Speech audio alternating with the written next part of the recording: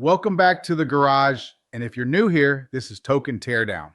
This is the show where we jack crypto projects up on the lift, shine a light underneath, and explain what's actually happening, not what the hype thread wants you to think is happening. Because around here, when a project claims it can verify real-world data faster than the systems that created it, we don't just nod. We ask one question: is this thing even fast at all? The project on the lift today is zkPass. Yes, we will talk price predictions. We get it. That's everyone's favorite part. But before we do that, there's a more important question. Is this project even worth parking in your wallet? Or is your capital better off earning returns somewhere else? Because on the outside, it almost looks like a sedan. Clean. 4 doors, nothing flashy. But then you realize this is Pontiac G8 GXP energy. The kind of car people don't clock until it's already gone. Before we drop this thing back on the ground, real quick. If you appreciate breakdowns that cut through the noise instead of adding to it, smash the like button. Hit follow. Subscribe and share it with your crypto bros. You know the one.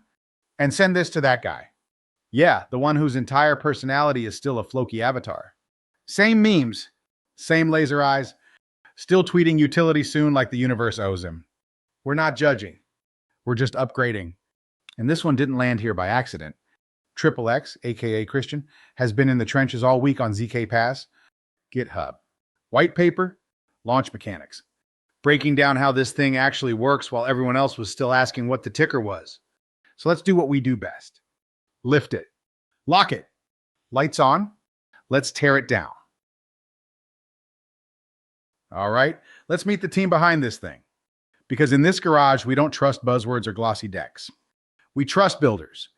zkPass comes from a team with deep backgrounds in cryptography, browser security, and secure systems, not meme launches or bull market experiments. At the center is Bing Jiang, co-founder and CTO. He's the one responsible for the core technology called zkTLS. Quick translation: zkTLS stands for Zero Knowledge Transport Layer Security. It lets a user prove something happened inside a normal encrypted web session, like a bank or account login, without revealing the actual data. That's not marketing. That's systems-level engineering. If it's built wrong, the entire project breaks. Alongside him is Joshua Ping, co-founder and strategy lead, focused on turning that deep tech into something developers can actually integrate and use, not just admire in a research paper. The key point here is alignment. This wasn't a pivot into a hot narrative. Their past work lines up directly with what zkPass is doing now: privacy-preserving verification, secure data handling, and real-world internet infrastructure. That's very Pontiac G8 GXP energy. On the surface, it looks like a normal 4-door sedan. Underneath, it's real horsepower, built by people who know exactly what they're doing. All right, now that we know who built it, the next question is obvious. What problem did they see that was big enough to build zkPass in the first place? Now let's talk about what problem zkPass actually solves, because this is where most people get lost. Here's the simple truth. All the important information about your life already exists, but it lives in Web 2. Banks, accounts, work history, credit, activity logs. Web 3 apps want to use that information, but they don't want screenshots, PDFs, logins, or centralized middlemen holding everyone's data. That's the gap. zkPass exists to bridge it. It lets Web 3 applications verify facts about real Web 2 activity balances, history, eligibility, identity signals, without ever seeing the raw data. You don't upload anything. You don't hand over credentials. And no third party stores your private information. Instead, zkPass generates a cryptographic proof that says, this condition is true, and nothing more. That's it. No trust me, bro. No screenshots. No data leaks. This is why it matters. Because as crypto grows up, more apps need privacy-preserving compliance, credit and reputation without doxing, onboarding real users without breaking regulations, and the old tools don't work for that. zkPass isn't trying to replace banks or websites. It's letting users prove things about those systems, safely, privately, and instantly. That's why this looks boring at first glance. It's infrastructure. And infrastructure is invisible, right up until it becomes essential. All right, now that we understand what problem zkPass is solving, the next step is to look at how this thing actually works under the hood. and whether the tech lives up to the claims. Now let's talk about how this thing actually works, because this is where most projects either prove themselves or fall apart. zkPass doesn't ask websites for permission. It doesn't rely on APIs, and it doesn't sit inside banking or payment rails. Instead, it works inside a normal encrypted web session, the same kind you already use every day when you log into a bank, an exchange, or an online account. That connection is protected by TLS, the encryption behind HTTPS. zkPass adds a zero-knowledge layer on top of that called zkTLS, which stands for Zero-Knowledge Transport Layer Security. In simple terms, it lets your own device prove something happened inside that encrypted session without revealing the underlying data. So instead of sending balances, statements, or personal information, your device generates math-based proof that a condition is true. You're not sending data. You're sending proof. That's why this system is fast. There's no third-party API waiting in line. No centralized verifier. No human review loop.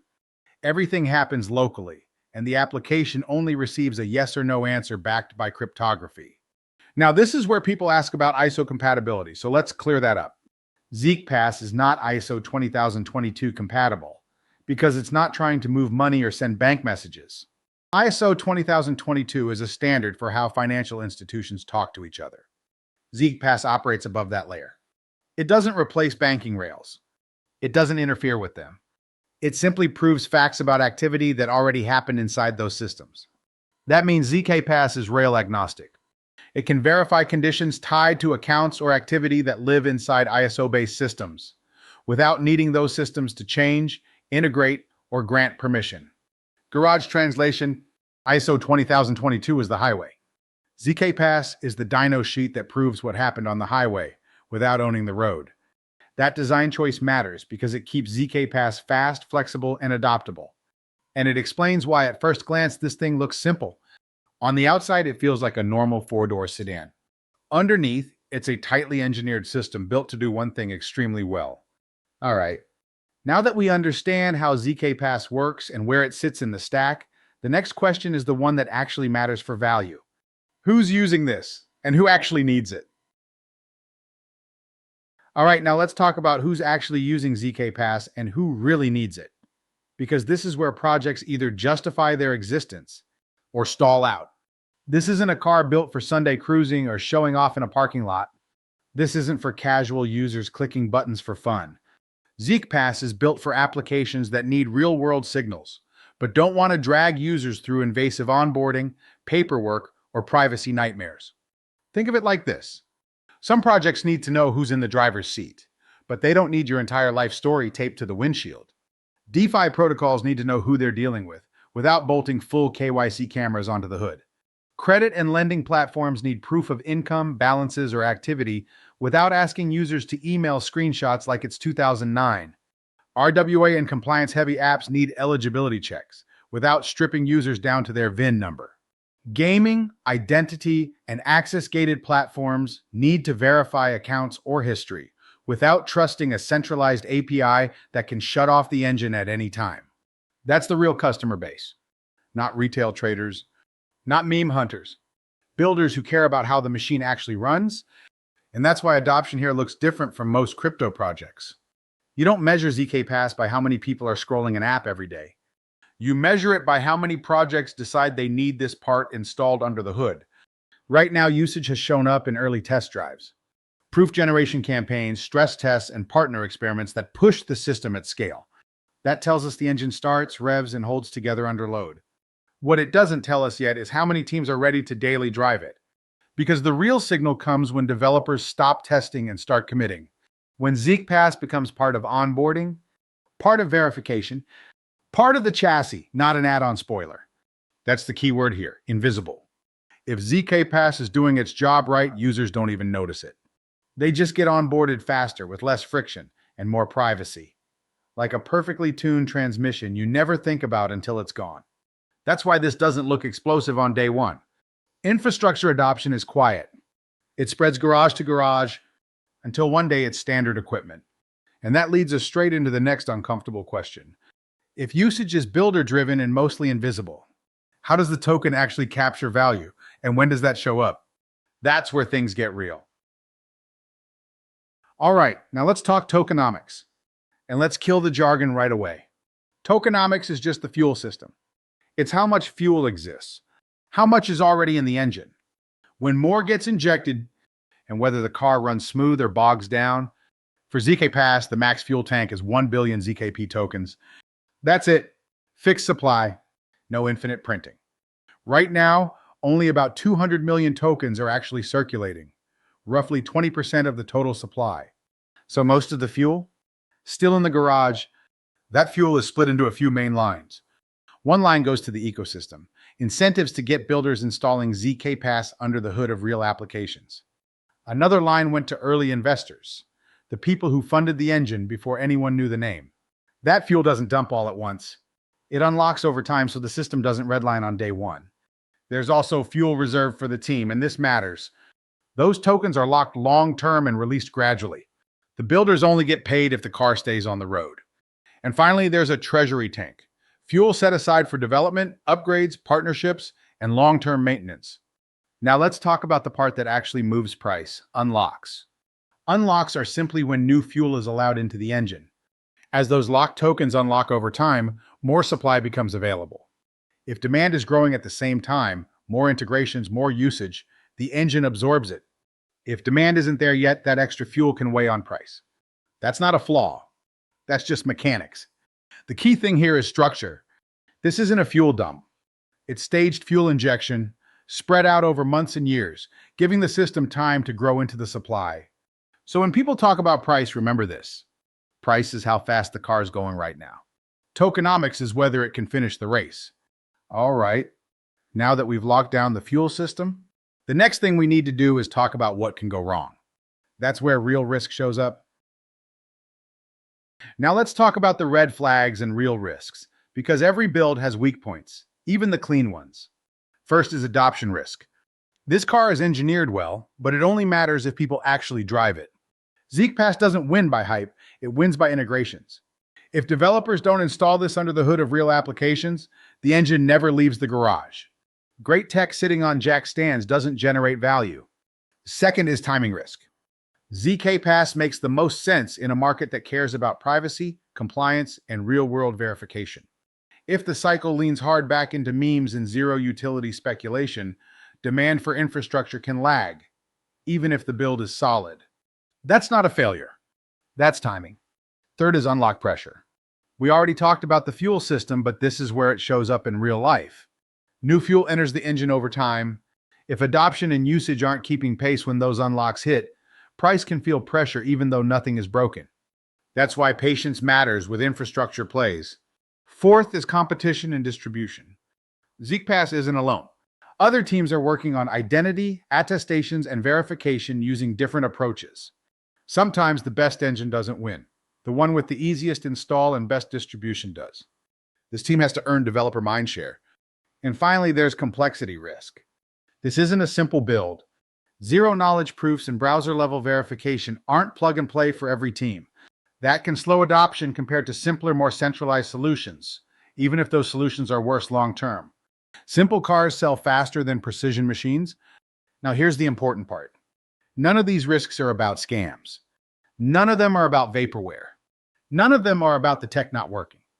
They're about execution, timing, and demand, which is exactly the risk profile you expect from early-stage infrastructure.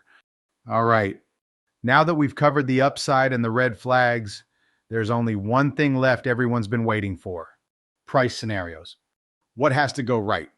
What happens if things stall? And what realistic actually looks like? Let's go there. Before we jump into price scenarios, we need one quick reality check, because this project doesn't win by hype. It wins by showing up quietly where it matters. So what does success actually look like? First, it's not headlines. It's not trending on crypto Twitter, and it's definitely not retail apes talking about it in Telegram. Success looks like zkPass being installed under the hood of real applications. In the next 12 months, the signal isn't price, it's integration. If zkPass is working, you'll start seeing real apps using it for onboarding, verification happening without screenshots or PDFs, users proving things without even knowing zkPass is involved. That's the goal, invisible infrastructure. Now let's be clear about competition. Other teams are working on identity, attestations, and verification, but most of them either custody user data, rely on centralized APIs, or require permission from the source system. zkPass is betting on something different. Local proof generation, no data custody, and no permission required. That's harder, but it scales cleaner if it works. And this also explains why zkPass suddenly feels like it came out of nowhere. It didn't. It was built quietly, and then Coinbase amplified it. The listing didn't create the project. It just put headlights on it. Last thing, who this is not for. If you're here for memes, overnight candles, or pure speculation, this probably isn't your lane. But if you care about infrastructure before it becomes obvious, this is exactly the kind of project you watch early. All right. Now that we've defined what success actually looks like, let's talk money. All right, now it's time for everyone's favorite part. Back here in the garage, we call it Show Me the Moolah. And if you're new around here, yes, the garage is real. It's on an actual ranch where we break down crypto the same way we break down machines. Slow, honest, and with the hood all the way open. Before we roll into the numbers, credit where it's due. The data you're about to hear comes from the head of technical analysis in the garage, Lulu. No vibes. No moon math. Everything from here on out is based on math and scenarios, not predictions. Now let's ground this in reality. Right now, the total crypto market cap is about $2.96 trillion. And zkPass is trading around 15 cents, which puts it at roughly a $30 million market cap today. That's the starting line. Everything you're about to hear assumes one thing. The total crypto market grows to $20 trillion over the next cycle. So the question is simple. If the whole market gets bigger, how far does this car actually go? Lulu ran the numbers and gave us 4 scenarios. Let's walk them. Scenario 1, same dominance. This is the baseline. Crypto grows to $20 trillion, and zkPass keeps roughly the same market share it has today. If that happens, zkPass scales from about a $30 million market cap to roughly $200 million. That puts price around $1. No hype, no breakout, just riding the market.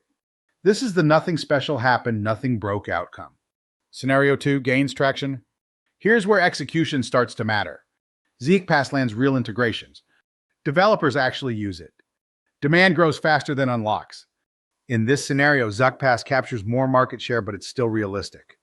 Market cap lands in the $500 million to $1 billion range. That puts price roughly between $2 and $5. This is the strong execution case. Not crazy, just competent. Scenario 3, moonshot. This is the upside people hope for, but we keep it honest. zkPass becomes default infrastructure for privacy-preserving verification. Developers assume it's there. Usage compounds. In this case, zkPass pushes into the $2 to $5 billion market cap range. That translates to roughly $10 to $25 per token. High upside. Lower probability. But absolutely possible if this becomes critical plumbing. Scenario 4, Black Swan. This is the downside. Crypto still grows, but zkPass doesn't win the standard. Regulation shifts. A competitor dominates. Or the market moves a different direction. In this case, zkPass struggles to grow meaningfully and stays below $1, or even below today's levels. Low probability, high impact. So those are the lanes. Same dominance, around $1. Gains traction, $2 to $5. Moonshot, $10 to $25. Black Swan, underperformance. That's the math. Not a promise. Not financial advice. Just scenarios. Because price doesn't come from hope. It comes from usage, timing, and execution. All right, now we're heading to the dyno. But before you start selling your kid's college fund and aping into this thing, we need to be crystal clear. This is not financial advice. Not even close. This is education, entertainment, and a mechanical teardown, not a buy or sell signal. And just to really drive the point home, the head of technical analysis in this garage is Lulu. We've said it before, but in case you're new here, Lulu is a pig. So please do your own research. Because if you take financial advice from a livestock animal on the internet, that one's on you, my friend. All right. With that out of the way, let's put zkPass on the dyno. Here's what we see. The technology is strong. Real engineering, not marketing fluff. The team fits the problem they're solving. The narrative makes sense, even if it's early. Adoption is promising, but still needs to prove itself. And the tokenomics are reasonable, with unlock timing being the main thing to watch. Put it all together. Garage Dino score, 8.1 out of 10. What does that mean? This isn't a meme coin. It's not a showroom queen. This is a Pontiac G8 GXP type build, a sleeper. Quiet now. Potentially nasty later. The verdict? Tuned up and worth watching. Not something you blindly floor into. Not something you ignore. Something you keep on your radar while the road ahead gets longer. All right. That's zkPass, torn down, dyno tested, and put back on the ground. If you've got a project you want us to throw on the lift, drop it in the comments. Like follow, do all the things. We're wrenching on this show daily. Engines cooling. Lights off. We'll see you back in the garage. Let it rip.